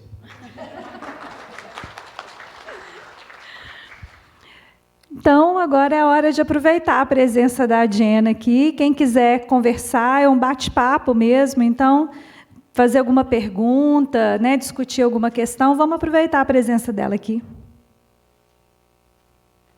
Eu levo lá e você traduz para ela, tá? Você apresenta primeiro. Boa noite a todos. Agradecer a oportunidade, né, de conhecer um pouco do seu trabalho. Meu nome é Naim, eu pesquiso inclusão. Atualmente pesquiso o trabalho de professoras com deficiência.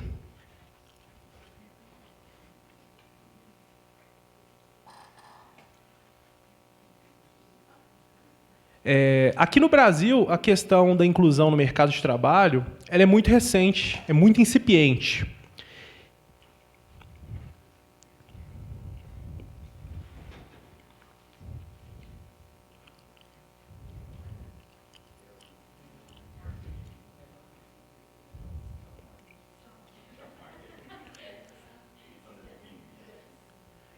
Nós temos uma lei que garante a reserva de vagas nas empresas, tanto no setor público quanto no privado, para pessoas com deficiências. Mas, na prática, essa reserva não é efetiva. Muitas empresas descumprem a lei ou até mesmo criam vagas específicas para essas pessoas com deficiência.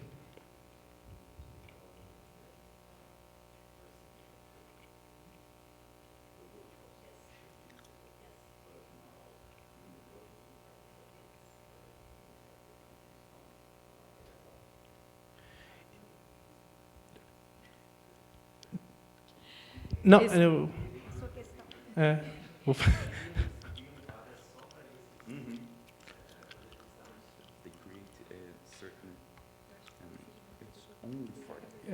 pode ser. Yeah, so that's interesting you bring that up, because I noticed that when I went to... I'm sorry? I know he hasn't. I just wanted to say this, because it was a long question, that I noticed that there were people with disabilities working at... Where did we go? No, we went, Adriana, we went on Sunday. Yes, and I was like, that's interesting. There were people with Down syndrome who were working there. Now I know why. É porque ela falou que achou interessante que quando ela foi em Inhotim, ela viu pessoas com deficiência trabalhando e agora clicou na cabeça dela que deve ser por causa dessa lei, não porque era algo que as pessoas queriam. Uhum. Então a minha questão é, eu gostaria de saber como que é nos Estados Unidos essa questão, se existe alguma reserva de vagas, se é efetiva essa contratação, como que as empresas se comportam nesse sentido. So you want to know how in the US how companies behave on that subject? Oh, very badly. So we don't have a law like you just described, which was why I was like, wow, that's amazing. So yeah, we do have the Americans with Disabilities Act, which is supposed to provide access to employment for people with all kinds of disabilities. And there we have a lot of, like, if you're a company that has this many employees, you don't have to do it. If you there are ways that people get around it, and they're not, because of their cultural attitudes toward disability, don't believe necessarily that they can do it. They're also worried that people with disabilities will cost them money, and they're very concerned. Bom, como os Estados Unidos não tem uma lei para isso, e o ato das pessoas com deficiência, ele não necessariamente assegura uma reserva de vagas, só que as pessoas elas não podem ser impedidas de trabalhar, o impedimento ele é mais cultural. Então, as empresas elas tentam não contratar pessoas com deficiências porque existe uma certa ideia de que ela não vai conseguir desempenhar um certo trabalho ou que ela vai gerar custos para a empresa ao invés de realmente gerar lucro como trabalhador. Even I'm a professor, and at our university, we have to, when we hire people, we're looking at race, class, gender, all of those things. And I keep having to say, and disability, because that, they don't even, no one I work with ever thinks that we should be hiring professors with disabilities. Never. E ela fala, por exemplo, a experiência dela como professora, quando eles estão contratando novos profissionais, eles pensam, a gente tem que melhorar a representação feminina, melhorar a representação de negros, mas nunca pensam em aumentar a representatividade para as pessoas com deficiência.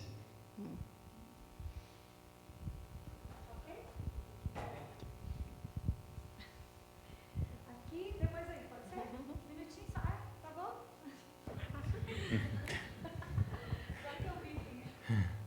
Olá, boa noite, meu nome é Jardel, sou professor aqui da FAI, da Faculdade de Educação, Departamento de Métodos e Técnicas de Ensino. Isso. Bom, eu trabalho com corpo, educação aqui e arte, e essa conexão entre corpo, educação e arte tem sido um motivo de pesquisa e de reflexão. E na conexão também com o autismo, né? E uma das questões que eu vejo que eu percebo em relação à deficiência, é que existe na população em geral uma questão que influencia, claro, naquilo que aparece na sua apresentação como atitudinal, como referente às atitudes, e que tem a ver com uma questão estética.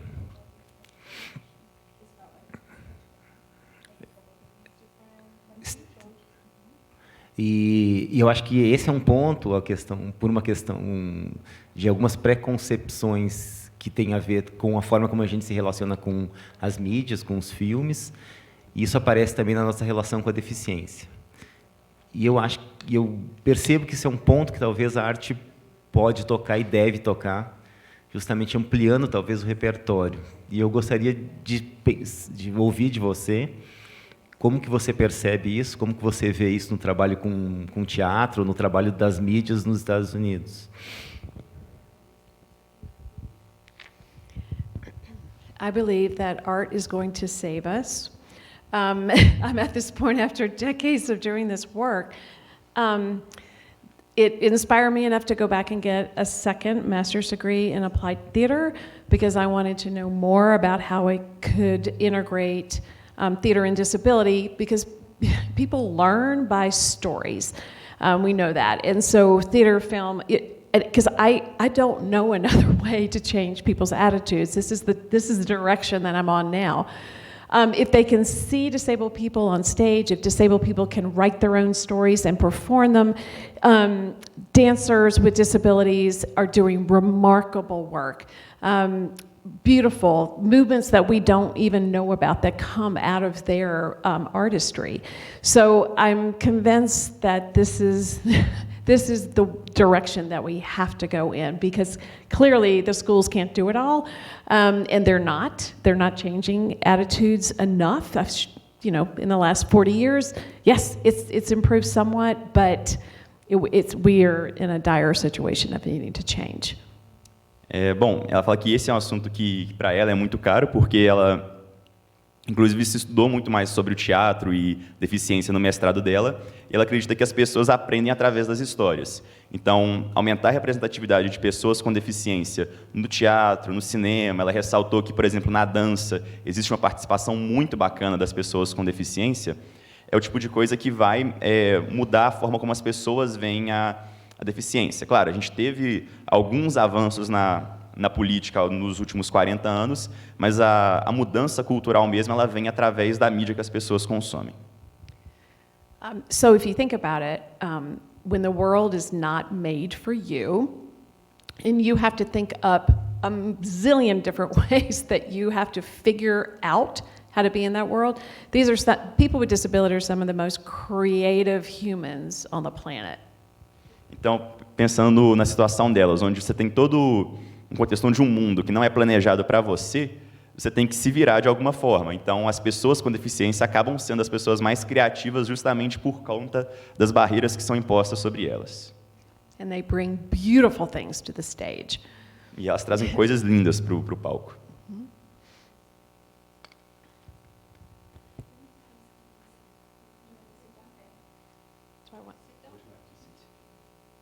Do you want to sit? I'm fine. Good. Thank you.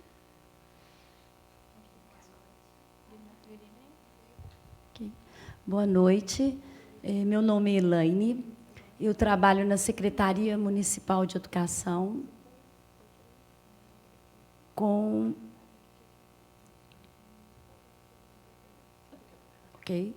a discussão da inclusão escolar. É interessante a sua colocação e muito ilustra os desafios que nós temos, é mundial, né? Não é territorial, ele é mundial, a discussão e as construções.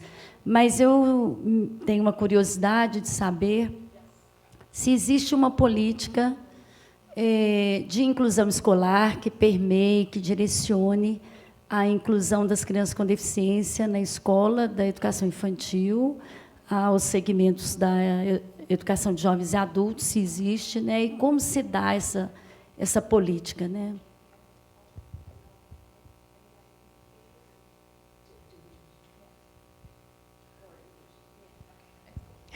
Also for Toddlers. and Yeah. adults. And adults. So it's an interesting thing that in our law that governs special education and also governs adults with disabilities, the word inclusion is never mentioned. It's not in the law. So, which has been another challenge, that to get this philosophical shift to happen, it seems that people are reluctant to make changes unless they're kind of forced to do it. Bom, então, apesar das mudanças que foram mostradas aqui no início da apresentação, na política educacional, ela sair desse paradigma médico e ir mais para o social, as pessoas ainda parecem um pouco relutantes em implementar isso. Então, parece que elas fazem porque são obrigadas.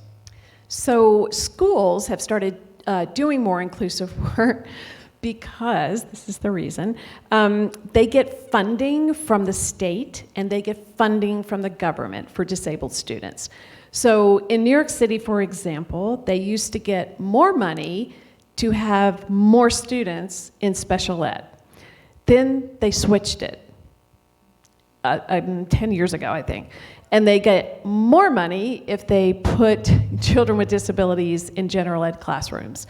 So there is more inclusion going on, but it's because of the funding structure. E muito desse aumento da inclusão é porque existe um financiamento público por trás disso. Então, por exemplo, as escolas elas ganham mais dinheiro quanto mais alunos estiverem nas classes com educação especial. O que as escolas fazem? Pegam, enchem as salas de educação especial com alunos e depois tiram eles de lá. Eles ficam com o dinheiro do financiamento e jogam de volta para a educação geral. It's sad. Yeah, and New York City is the largest school district in the country. And it also has the most segregated classrooms for students with disabilities, even with those structures changing in terms of funding. Então, por exemplo, isso é muito triste, mas, por exemplo, a cidade de Nova York é a maior cidade dos Estados Unidos no que diz respeito a classes especiais, mesmo com essa política das escolas de aumentarem as salas com educação especial só para depois... But I could direct you to you're interested in policy? Ask her if she's interested in policy around. Yes, okay. So New Zealand actually has some wonderful work, and I have some colleagues who work in the government in New Zealand. It's a much smaller country, and they've done some great work. So I can send you some resources about what they have done in their country, if that would be helpful. Bom, mas como você está mais interessado na parte de política, a Nova Zelândia ela tem tido resultados bem interessantes. Ela tem alguns colegas que trabalham com educação especial na Nova Zelândia, e embora seja um país menor, eles estão tendo resultados melhores no que diz respeito à inclusão. Ela pode, inclusive, te falar mais sobre isso depois. Great. Oh, awesome.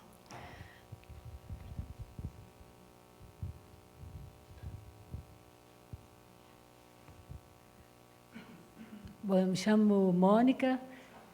Monica? Isso. Sou professora aqui também na Faculdade de Educação. E eu gostaria de fazer uma pergunta sobre a questão da eugenia. Porque, com o desenvolvimento da ciência mais atual, ao mesmo tempo em que a gente vive toda essa discussão do modelo social de deficiência, que a gente sabe que a situação de deficiência sempre pode acontecer na vida.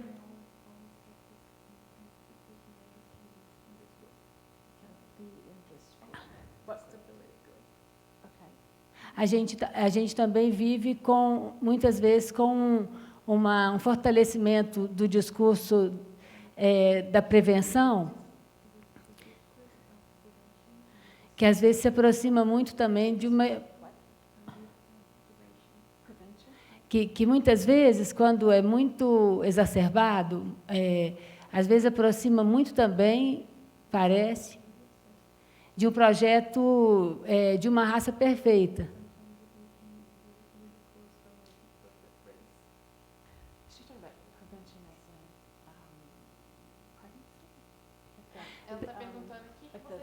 Prevenção no sentido, por exemplo, quando nos períodos de gestação há toda uma investigação para ver se o feto, né, ele é perfeito ou não. Aí eu gostaria que ela comentasse Yes. como que nos Estados Unidos, como que eles têm lidado com isso, né, essa contradição, de algum modo, o fortalecimento do modelo social e medidas, muitas vezes.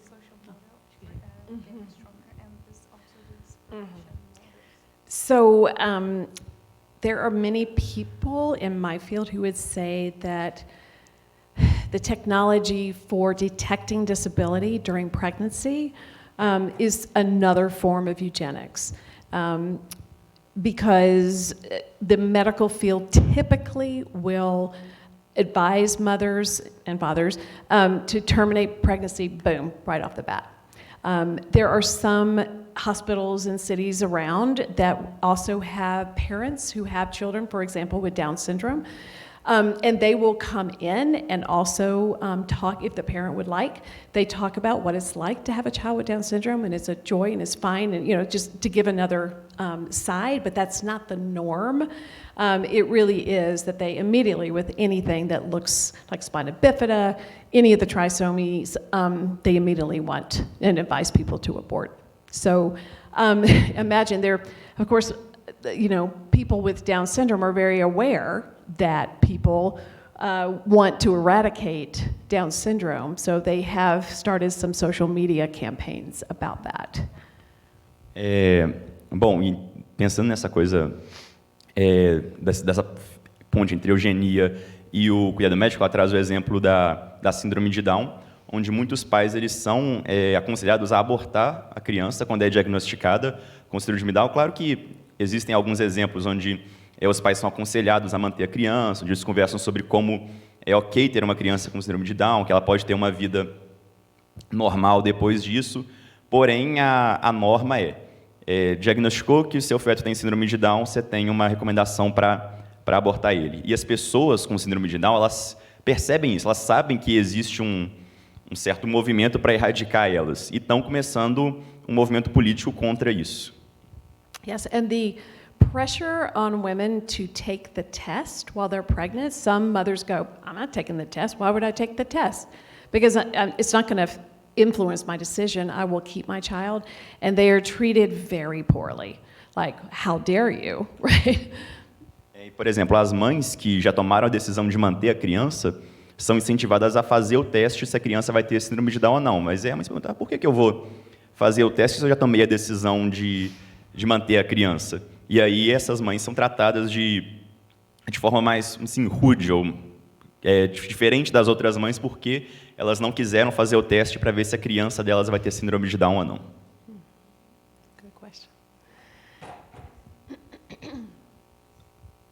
Tem mais uma pergunta aqui, gente. Tem mais alguém que queira fazer uma pergunta? Só para a gente já encerrar também, né? Para a gente descansar. Então, eu vou entregar para ele, ele faz a pergunta e a gente fecha, tá bom? Eu sou Timóteo, estudo letras.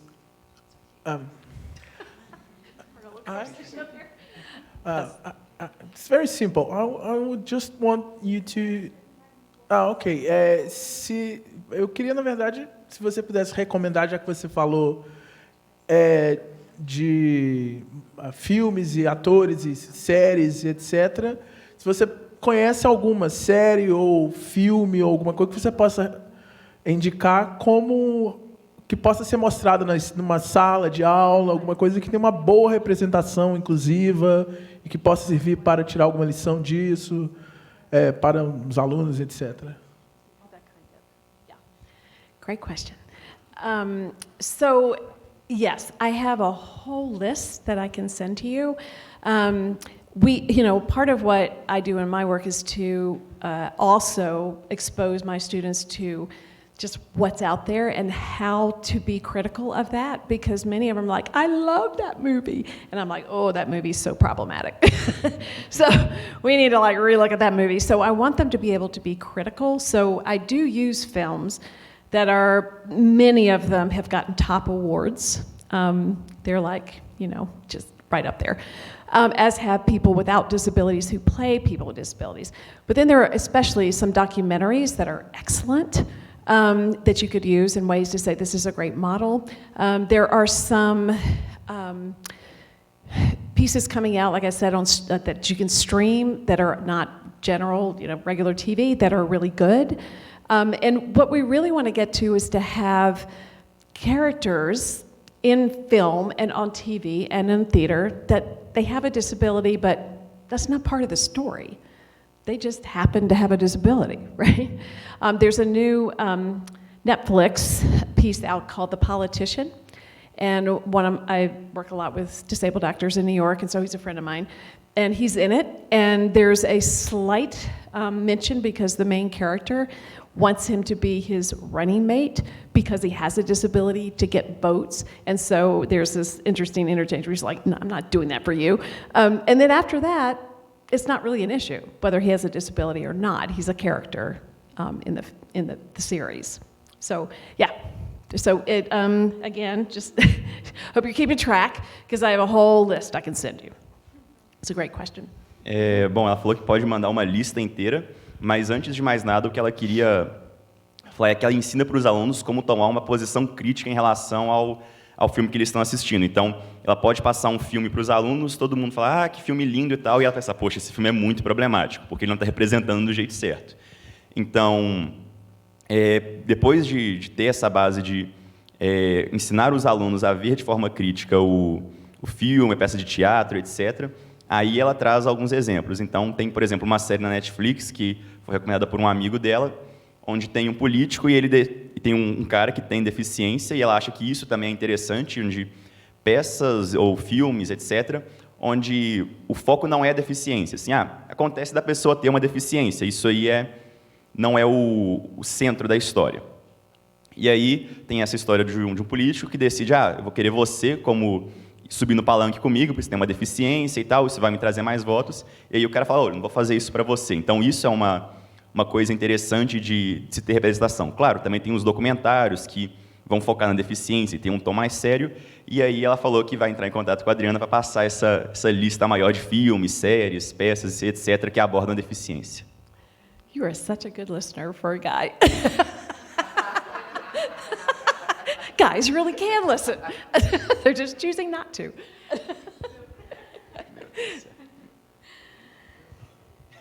Então, vamos agradecer a Jen, né? Queria agradecer também a presença de cada um e cada uma aqui e dizer que ela vai estar com a gente ainda quarta e quinta, amanhã 2h30 na sala 407 e quinta-feira também vai ser 2 horas na sala 407.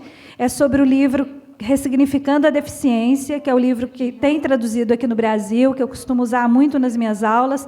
Então, vai ser um mini curso sobre esse livro, quarta e quinta. Então, todos convidados. Gostaria de agradecer muito a presença e qualquer coisa depois que vocês tenham também, precisem, eu posso passar o e-mail dela para vocês manterem contato, tá bom? Muito obrigada a todo mundo. Yes, thank you. Thank you.